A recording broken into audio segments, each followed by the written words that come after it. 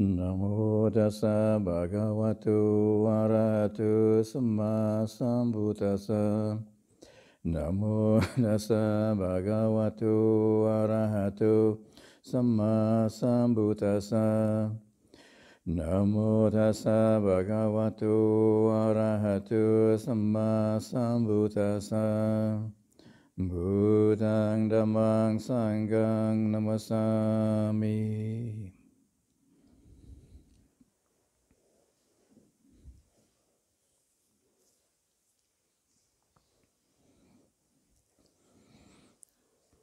So the Buddhist teachings are guiding us towards a realization of the way things really are. Keep it in simple terms. Of course, what that implies is that all the unenlightened people don't see the way things really are, and it's the vast majority of people who are unenlightened. So we're living basically in a fantasy realm or a delusionary realm. But fortunately, the Buddha gives us, because part of the process is to give us the path of practice. And the Buddha analyzes it, why we are so deluded, I guess, first of all, analyzing the process of, in order to see the way things really are. It's helpful to know how we are obstructed, why we don't see the things as they really are. It sounds so simple. Just open your eyes, just open your ears, see, hear, smell, taste, touch, think, and you got reality, right? Well, the main factor, of course, the Buddha realized was basically ignorance. And a very, very big theme, ignorance, we just don't know. We ignore the truth. I mean, partly it's ignoring it actively because the truth is actually very painful. It's called dukkha, or unsatisfactoriness. But, because we have been living in this delusion so long, I mean, if we were to really wake up to see how reality really is, it'd be a big shock. Most of us aren't ready for it yet. So usually it takes some spiritual training, some training in the Eightfold Path, morality, meditation, wisdom, to prepare the psyche to be able to receive that information. I mean, it's right here, this is reality, but, we're just like living in a cloud and just don't see it. Simple as that. But at the same time, simple is not quite, it doesn't quite encompass it because it's very, very deeply ingrained. Ignorance has quite a variety of different expressions. Most of us just probably think in the kind of logical terms. Ignorance just don't know. Well, so you read the book about it, right? Yeah, so you can read the Buddhist books about it, and it can be all very clear logically, but we still don't see any clearer. Because of old habits, long-established patterns of not seeing correctly. There's one of the faculties, perception, the Buddha says, is fundamentally distorted. Sanya vipalasa, corruptions of perception. Just the very nature of trying to perceive the world is already corrupted, just by its nature. So we keep seeing the wrong way. We keep seeing things in the wrong way again and again and again. So even though the information, we have the facts, but still, our fundamental way of seeing things is still corrupted. Our view of the world, our kind of closely guarded views of things we have. And we have our own personal views, our own personal kind of views of the world, of reality, the way things are, And we hang on to it because it's based upon our whole sense of self, of who I am. And then to realize, or at least to know about it, informational-wise, that it's wrong. Yeah, but then how to correct it now? So fortunately, the Buddha gives us the recipe for correction. Very simply, the Eightfold Path, but 8 factors to bring together. Because this delusion, like I say, or this ignorance, is not just the facts, the information. You can say initially the wisdom part. The initial part of wisdom is just understanding correctly. But within that, we develop it becomes a realization. We can have the information, but then how to apply it to our own particular habits and our perceptions of things and our view of the world. And so by being able to develop this Eightfold Path in various ways, there's sometimes it can help to review the various 8 factors, because sometimes they're just not aligned. Just for example, I'm just reflecting on right effort. Right effort has 4 parts to it. Basically, you can say 2 sets of 2. The first one is to do with the skillful, to develop and maintain the skillful attitudes and actions. And the second part is to refrain, to put away and refrain from the unskillful. And probably, each personality probably emphasizes one over the other. There are some people who are sort of, I don't know what you call them, maybe a moralistic tendency, moralistic personality. They would apply more effort towards putting away the unskillful, trying to live a very noble life and emphasizing the precepts, but at the same time, maybe they ignore cultivating the skillful. Probably this is sort of like kind of a fundamentalist approach to religion, for example. And the fundamentalists have a very simple view: just keep these rules, keep these commandments from God or something, and but then at the same time we don't develop the qualities of meditation. More awareness, more mindfulness, more concentration, focused attention. Those require some development. Whereas, the morality is just, keep these rules, don't do this, don't do that. So, okay, they maybe be very good about using right effort to put away and refrain from the unskillful, but at the expense of not cultivating the skillful. So, they're only half right, put it that way. They're not wrong, but they're only half right. That's being generous. As long as they don't get too fundamentalist and try and beat other people over the head with their their absolutism. This is the only correct way. You meditators are all crazy. And then there are other people who do the opposite.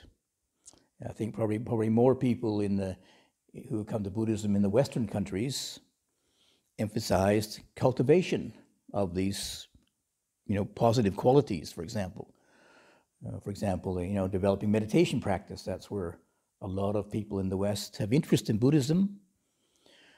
There's still, Buddhism has its foundation, just like all the other religions. Morality, meditation, wisdom. So morality is basic, but we've already heard that, been there, done that. Meditation, I don't have yet. That was my interest anyway. Meditation, what's that?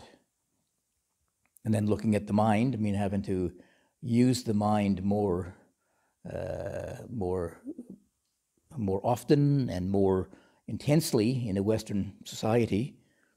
Having to get more information, go to university, get education, and learn things, and it didn't require too much morality to go to university.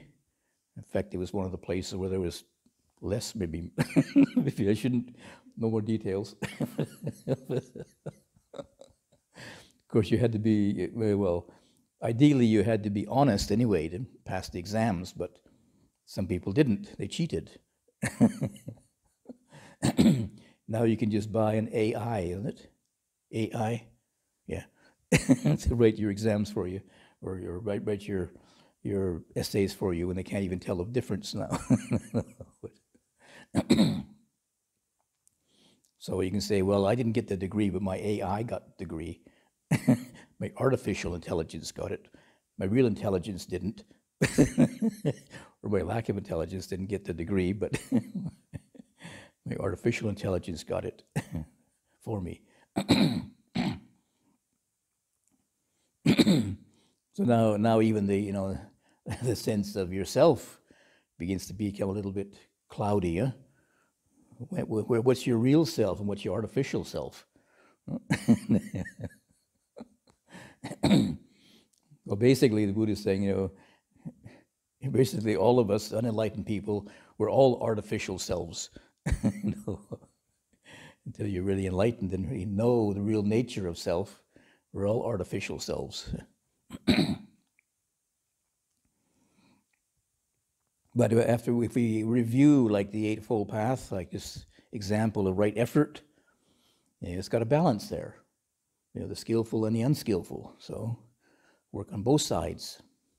Get a careful balance, because even though we try and put effort into refraining from the unskillful, without cultivating the skillful aspects, still we're a bit, imbalanced, or we're still short.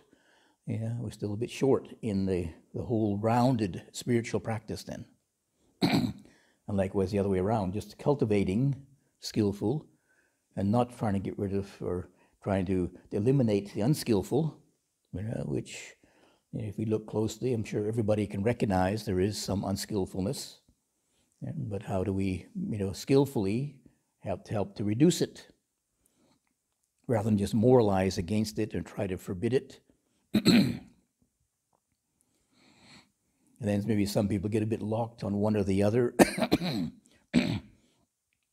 If you try and get too obsessive about eliminating the unskillful, I mean, much of it is how we built our life. Just having distorted perceptions. We get a wrong way of seeing things, doing things, develop wrong habits. It's not going to pass away overnight. Even though we maybe think, yes, I would like to be, a perfect human being, perfectly moral, or perfectly do perfect right action, right speech. But we've set the seeds already, the roots of unskillfulness for many years in this life, not to mention maybe even many lifetimes. So, but cultivating the skillful can give us some hope. And looking at the unskillful too much can seem hopeless. I mean, many people say to me, "Oh my goodness, you start meditation practice and it just seems hopeless. The mind will just not stop. The mind will not stop going into all these, pits of despair and confusion and worries and doubts and." But when you cultivate the skillful aspects, sometimes they do bear fruit. It does require some effort. That's what it's called, right effort. Effort to cultivate and maintain.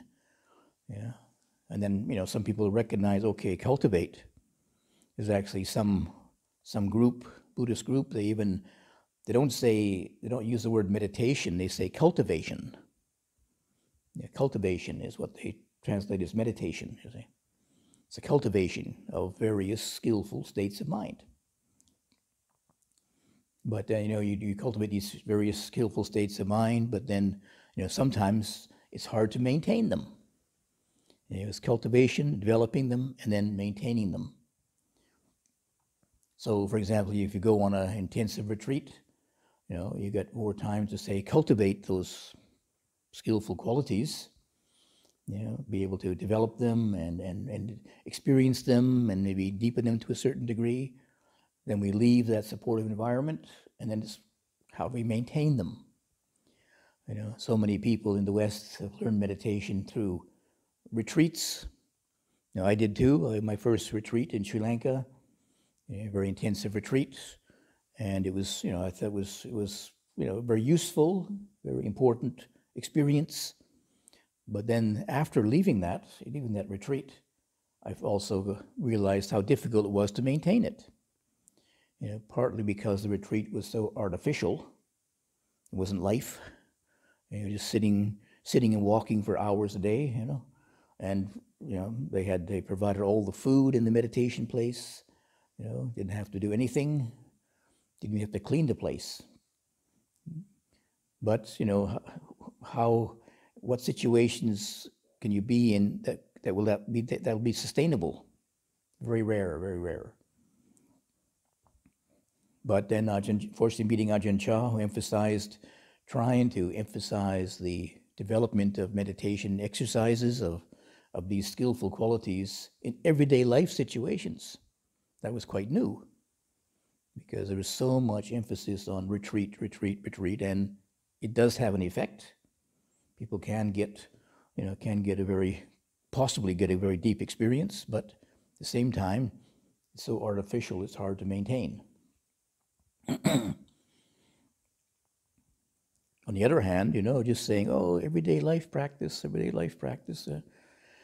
Yeah, well, it's sort of like sometimes it's 2 steps forward and 3 back, or everyday life can be very challenging and frustrating, and they think, is this meditation? I think I'm getting more confused. But to be able to kind of alternate between the two, if you like, I just say formal practice and informal practice. So, for example, at Ajahn Chah's monasteries, there was the periods of morning and evening formal meditation practice, and then in the daytime there was opportunities to do some activity, sweeping leaves and hauling water and talking with other people, and so it was within the context of the formal meditation and the informal meditation, if you like. It wasn't just one or the other. It wasn't just retreat and everyday work practice, if you like.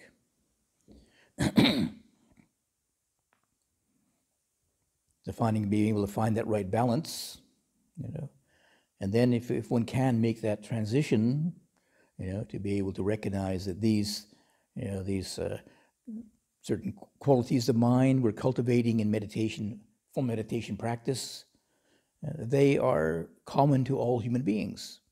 We all have some degree of mindfulness. Most of us just haven't been able to develop it to a very advanced degree, to become ideally what Buddha calls a spiritual power. We all have some degree of concentration, focused attention. Most of us haven't developed it very much. I gave a retreat years ago in I think it was in Leeds in England, and there was one man on the retreat. He was a layman who has a busy job, but during the meditation retreat I have interviews with people, and he was explaining how he had these very refined views of how the mind was working. It was quite unusual. I never expected.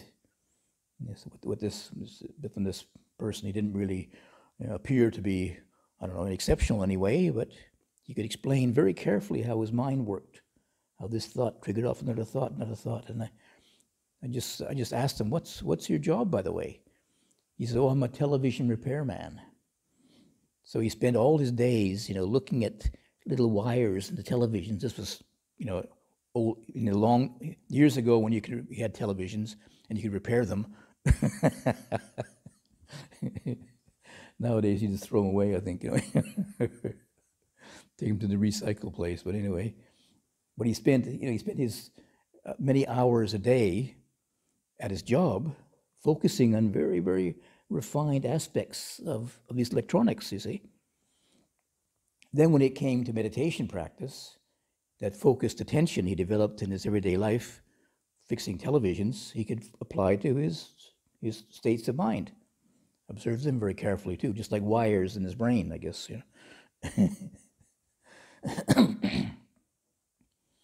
But other people, of course, haven't been able to do that. There's another lady who I mentioned about this body sweeping exercise, being aware of different sensations in the body. And then she was saying that during walking meditation, she can be aware of every single bone in her foot moving. 26 bones in the foot, by the way. If you didn't know, didn't notice. She knew every single bone and could sense how they moved as she walked, you see. As to what her job was, a physiotherapist. You know, she's trained to be aware of all the bones in the body, see? And all the muscles, and, you know, just it was her way of, you know, being trained that way, so she had developed that ability, be aware of all these particular sensations in the body. I said, well, maybe it's a little bit, you know, over-refined, you know, to be aware of every bone in the foot moving, but I just mentioned being aware of the foot, you know, rising up and touching down, you see. But it depends how one uses it, you see. I mean, she was trained to use it as a way of diagnosing, I guess, people's, you know, feet problems. Yeah. But then transforming it into meditation practice, it helped her to be aware of keeping her mind focused on the sensation of feet touching the ground, you see. So it increased her focused attention. Whereas, you know, maybe somebody like a doctor, you know, all about the anatomy of the body, but how many of them actually reflect upon, you know, the different parts of the body, for example, like in one of the meditation exercises in mindfulness, 32 parts of the body. You know, how many doctors use that to reflect upon the 32 parts of the body? If they did, they might be, you know, very quickly enlightened then, you know, see the asubha quality of the body, and who knows? But like I say, ignorance has many different expressions. You know, so like these different factors of the Eightfold Path, they relate to different, you can say, different forms of ignorance. You know, mindfulness relating to, you know, our awareness. You know, most of us don't want to look very carefully, for example, at the body, because most of us have experienced pain in the body.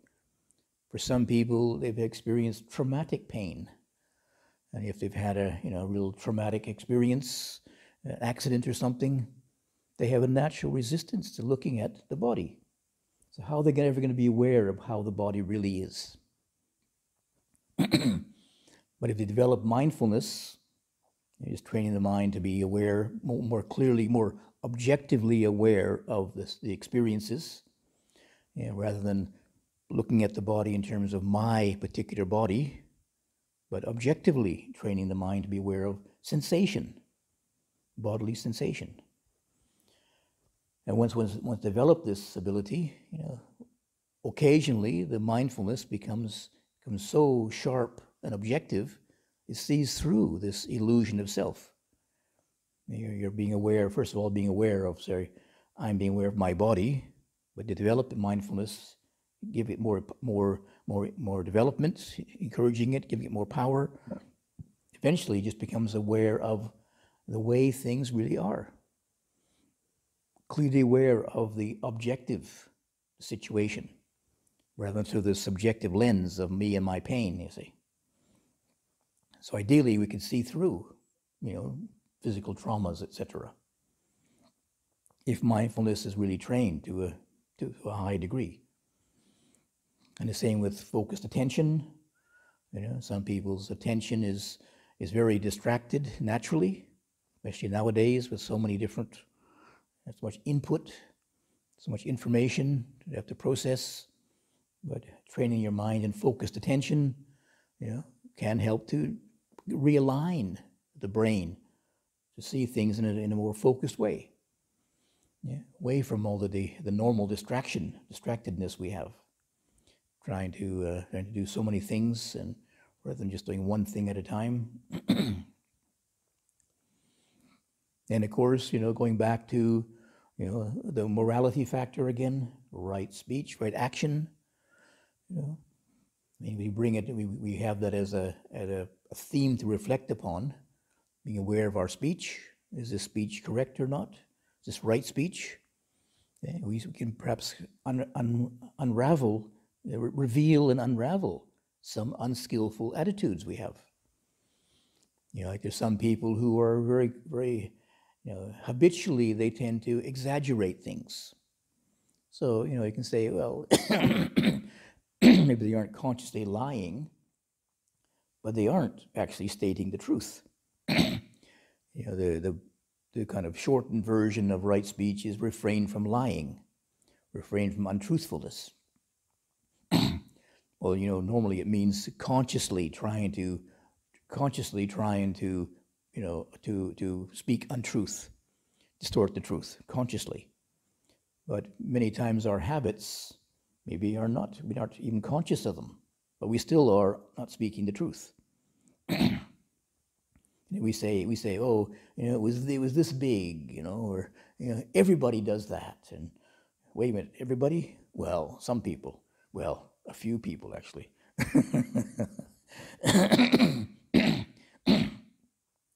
But of course, when you say everybody does it, it makes you sound like an expert. You say a few people, it sounds like you got some, average information. That's all. Doesn't sound so impressive. Doesn't impress people. It's how wise you are. Rather than stating a universal truth, you're just stating a, common fact. But maybe you notice then, oh, that's when I exaggerate things, I do have sense. I do have a sense of self-importance. Rather than we correct ourselves doesn't seem so important anymore. And it's just a natural habit, but an unskillful one. And without noticing that, this self-inflation, if you like, continues. Without us being aware of it. So, but ignorance, if you want to unravel ignorance, it's becoming more aware, more knowledgeable of what's actually going on.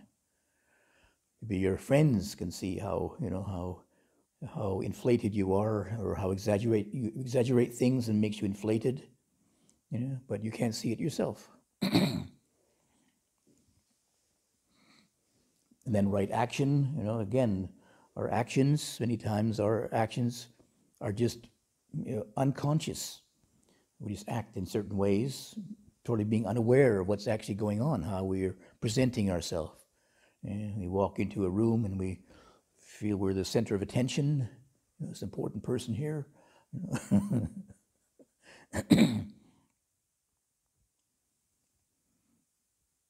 But becoming more aware of these particular attitudes, and many times these unconscious habits are really exposing certain fundamental attitudes we have. Wrong attitudes or ignorant attitudes about ourselves. So it's a matter of uncovering ignorance in its various manifestations. It's not just lack of knowledge or lack of information, but lack of self-awareness. Not actually seeing how the sense of self is interacting with the world. And then then when it does that, it's reinforcing itself again. That's a fundamental ignorance, the ignorance of, you can say, self-affirmation, self-centeredness. And of course, the second way that that we don't see the way things really are is through craving. This is very, very fundamental. You can say ignorance is like the kind of fundamental attitude behind things. And because we don't understand, then we give free rein to craving. I was just reflecting upon one of the cravings is for existence, craving for existence, craving to survive, to live. And it's very fundamental to life, isn't it? I don't know if I guess technically the Buddha didn't have craving for existence, but he didn't die as soon as he was enlightened. So his body energies continued on for another 45 years, fortunately for us, that he could teach human beings. So did he crave for existence? Technically they say he didn't. He could have let go any time, say. He could have just given up the life force, given up his life energy or life force any time. But for most people, it's a fundamental instinct, self-preservation.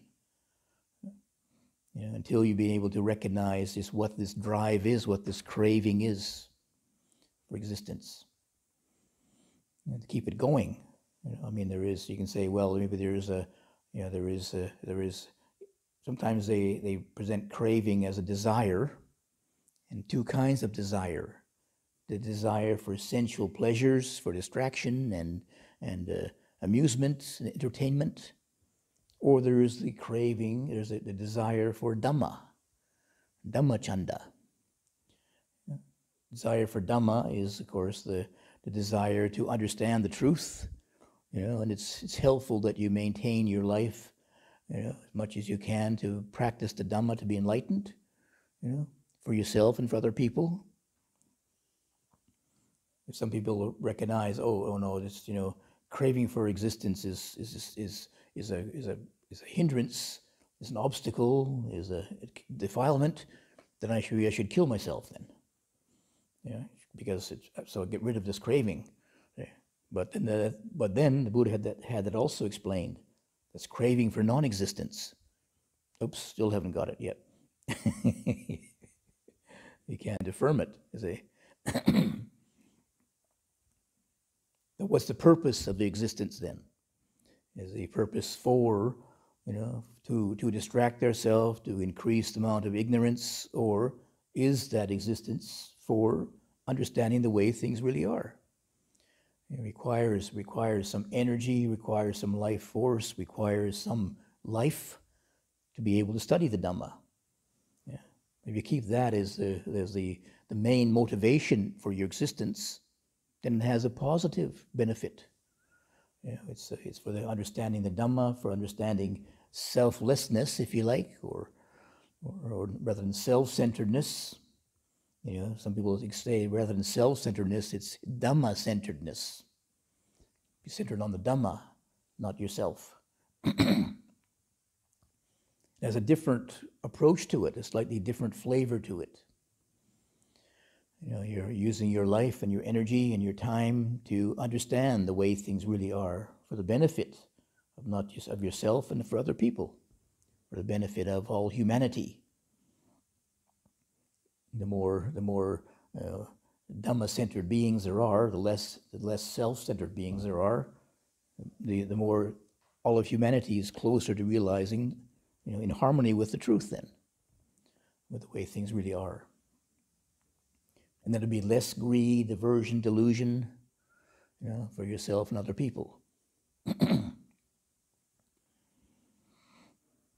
So just recognizing what these, why we don't see the way things really are, ignorance and craving.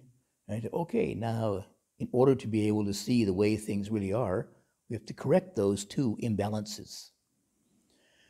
Cultivate no more wisdom. The balance, the counter towards ignorance, in the scriptures is said there's a little bit of play on words, because ignorance is avijja, and the solution to it is vijja, or knowledge, or wisdom, panya.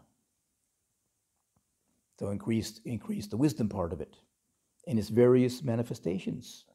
More knowledge, you can say, more knowledge of the Buddha's teachings, more knowledge, more understanding of how the practice is, ultimately realization. This is the way things really are now. The wisdom, panya part of it, wisdom. And then craving, we recognize what craving is and begin to recognize it. To be able to acknowledge this is what craving is. And the way it manifests, the way it expresses itself through body, speech, and mind, and how to reduce it. First, we have to look at it before we can recognize how to resolve it. First, you have to look at the facts. This is how it is. This is what this craving is. And most of us don't even recognize that there is craving. This is life. That's life force or something. It's my true nature. To crave sensual pleasures, to crave existence, to crave non-existence. You don't want suffering to be there, so you crave non-existence of suffering. But it's there. Much as you try and ignore it, you try and get away from it, it's there. And sensual pleasures are there. But can you just be at peace with sensual pleasures? Yes, that's the way it is. There is beautiful sights, pleasant sounds, taste, smells, taste, touch, thoughts. But we don't have to feed the craving for them. It's recognizing that they are there for moments and pass away. They rise and they pass. They rise and they pass. And it becomes an insight into impermanence. So then you realize, oh my goodness, the pleasures are there, but if you try and hold on to them, grasp them, maintain them, they fade away, and you're left with frustration. So we're recognizing what these obstacles to seeing the way things really are, then we can try to work on them. Increase the wisdom, increase the understanding, increase our letting go of craving. Some kind of it's a fundamental kind of a drive or instinct, but you can see the limitations of it too. Craving for sensual pleasures, and then they're not there anymore. You get dropped off, you get let down, you get disappointed. So why go there? Why keep feeding that then? Craving for existence is like some craving for your existence to be a certain way, and how much choice do you have? I crave to be young forever. Frustration. I crave to not suffer. Frustration.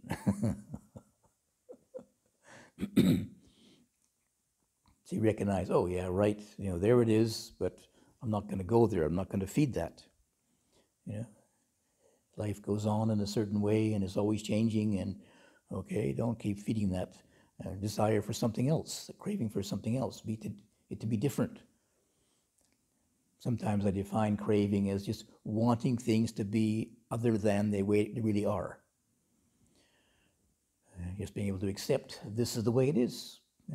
I don't want this body to be painful, but this is the way it is right now, and you can relax with it, rather than fight with it and make it twice as bad. So being able to understand at least those principles, and then the practice is now working with them. How to be able to increase knowledge, reduce craving, and the more that we be able to work at it, slowly begins to become more clear to us. This path is working. Trouble is we can't say when. The Buddha talked about the path and the fruit. So there's a path, a way of practice, and then it bears fruit. But we can't really say it's beyond time. It's akaliko, timeless. So we can't say, okay, I practiced the path for 5 days and get 5 days holiday, spiritual holiday. Can't say that because it's beyond time. It depends on the quality of your practice, quality of the mind, quality of morality, meditation, wisdom. But every little bit supports it. We have the confidence in the Buddha's teachings, the faith that, yes, the Buddha found out this Eightfold Path will lead to the ending of suffering, cessation of suffering. The more we practice it, the more the results will happen. Maybe it's hard to see sometimes, like I say, hard to maintain that level of practice, a level of understanding, but it'll eventually bear fruit. It will manifest and bear fruit eventually. Maybe even not this lifetime. Buddha said that the Kamma can give fruits in a future life too. But I think for most people, they begin to see the results, at least in little ways, in refined ways, immediately. Little reduction of suffering, rather than think about, how much I've gained in the practice, just think about how much suffering you've given up, how much confusion, doubt, worry, fear you've given up. Yeah, then it seems more positive. And you think, oh, well, I'm not Sotapanna yet, not Sakaragami, Anagami yet, not the first level of awakening yet, but at least recognize a lot of suffering is passed under the bridge. So the more that we do the practice, the more we see the results, and hopefully it gives us the confidence to continue to develop it and refine it. And eventually then we'll begin to see more clearly, just like coming into focus, the way things really are. And we won't be increasing, compounding then our ignorance. Ignorance gets compounded by keep falling into the same ignorant trap again and again. It just gets compounded then. It becomes more a habit, and our distortions of perception increase. You start to see through it, and gradually the delusion begins to kind of break up. It's like bringing a light into the room then, a dark room. Gradually the darkness begins to fade away, bit by bit. So by developing the practice, you begin to see it for yourself, and sometimes we have to approach it in different ways, different forms of ignorance. Sometimes it's very, very obvious, you just don't even know what the right way of practice is. Sometimes it's more subtle. Those old habits keep creeping up again and again, the old memories, the old habits. But the Buddha's given us quite a few tools to use, so we're well equipped. We have a good workshop already established, so hopefully you can put it to good use and see the results for yourself. So leave that for your contemplation. Anmayam Dhamma Varkataya Sadhukaram